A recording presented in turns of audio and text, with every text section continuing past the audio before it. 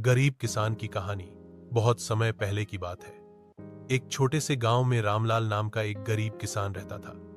उसके पास थोड़ी सी जमीन थी जिस पर वह बड़ी मेहनत से खेती करता, लेकिन मौसम कभी उसका साथ देता, कभी नहीं। बरसात कम होती तो फसल सूख जाती और ज्यादा होती तो खेत डूब जाते।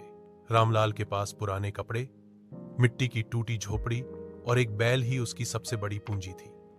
गांव के लोग अक्सर उसे तंगहाल देखकर कहते, रामलाल, तू इतनी मेहनत करता है फिर भी गरीब क्यों है? रामलाल मुस्कुराकर जवाब देता, गरीब मैं तन का हूं, मन का नहीं। मेहनत और ईमानदारी ही मेरी सबसे बड़ी दौलत है। एक साल अकाल पड़ा।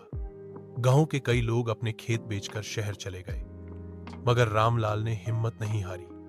उसने दिन रात मेहनत करके खेत में काम किया। थोड़ी सी फसल उगी, लेकिन उसने उसमें से भी सबसे अच्छा हिस्सा भूखे औरतों, बच्चों में बांट दिया। गांव का मुखिया यह देखकर बहुत प्रभावित हुआ। उसने कहा, रामलाल, तूने कठिन समय में भी सबकी मदद की।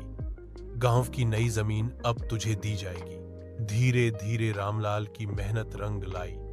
उसके खेत हरे भरे होने लगे और वह गांव के सबसे आदरणीय किसान बन गया। शिक्षा सीख सच्चा अमीर वही है जिसके पास ईमान, मेहनत और दूसरों के लिए करुणा हो। कठिनाइयां चाहे जितनी हों, धैर्य और मेहनत से इंसान अपनी किस्मत बदल सकता है।